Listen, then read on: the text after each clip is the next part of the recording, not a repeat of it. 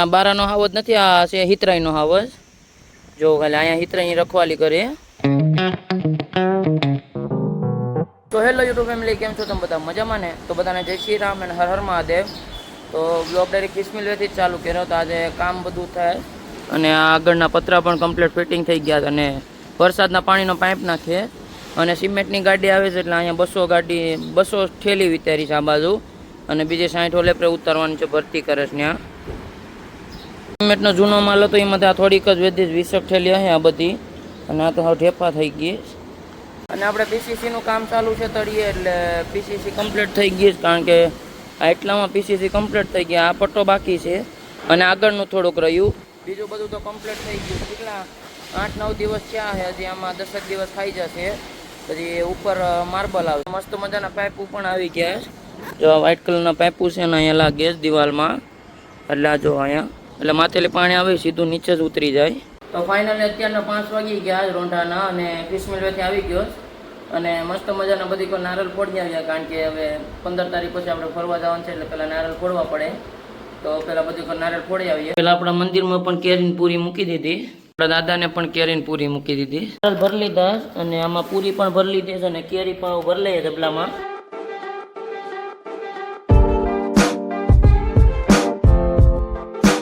મારા માણસો પણ ભેગા થઈ ગયા.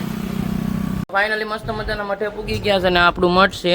અને અંદર જઈને બતાવું તો આપણું મસ્ત મજાનો મઠ છે બાંભણીયા પરિવારનું.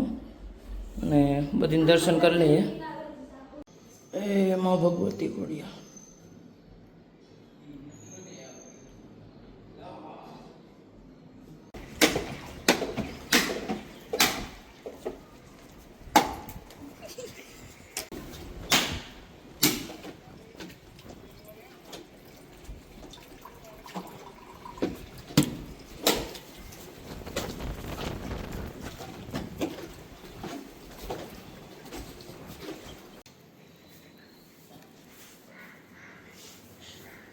તો મઠમાં નારિયેળ ફોડી નાખ્યા અને હવે આવી ગયા આપણે મંદિરમાં.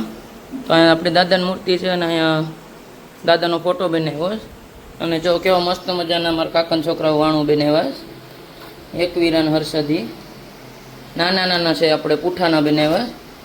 અને હવે નારિયેળ ફોડી નાખીએ. તો ફાઇનલી મંદિરમાં પણ નારિયેળ મસ્ત મજાના ફોડી નાખ્યા. અને ગરમી એટલી થાય ને તમે વાત પૂછો માં. અને અહીંયા બધા બેઠા અને આપણે તો નારિયેળ ફોડી નાખ્યા.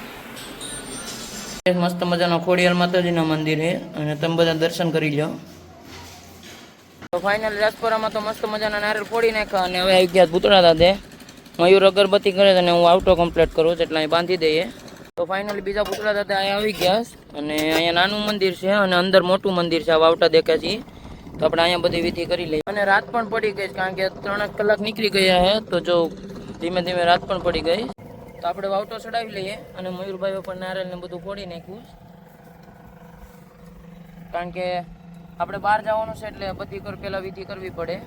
પાછા ભીમક ક્યારે આવે છે ને ઉપરથી, એટલે આપણે નહીં હોય એટલા માટે થઈને.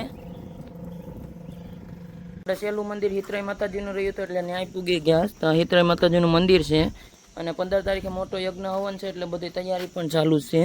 તો અહીંયા માંડવા નાખ્યા, જમણવાર ને બધું અહીંયા જ છે. અને ગેટ પણ કમ્પ્લીટ થઈ ગયો. જય સીતરા માતાજી. અને મયુર વાવટી બાંધમ તા તું અગરબત્તીને કરી નાખ હો ને. આપણે તો મસ્ત મજાનો વાવટો ચડાવી દઈએ. અને અહીંયા રવિવારે નહીં, સોમવારે 15 તારીખે જમણવાર ને બધું અહીંયા છે. ગામ ધવાડો બંધ છે, એટલે બધા પૂગી જાજો. અને બધું સેટઅપ તો ચાલુ જ છે, બધું કમ્પ્લીટ કરવાનું. આ બધું જમણવારનો એરિયો છે. અને મિત્રો સીતરાઈ માતાજીના મંદિરની બાજુમાં જો આ સીતરા માતાજીનું મંદિર છે. અને આ બાજુમાં જ આઈનાભાઈનું મંદિર આવેલું છે, એટલે અહીંયા દર્શન કરવાનું નહીં ભૂલતા.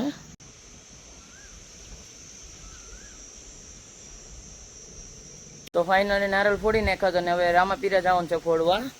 અને આ બારાનો હાવજ નથી, આ છે હિતરાઈનો હાવજ. જો ખાલી અહીંયા હિતરાઈ રખવાલી કરે. તો ફાઇનલી બધી પણ નારિયેળ ફોડી લીધા અને થોડીક પૂરી ખાઈ લઈએ.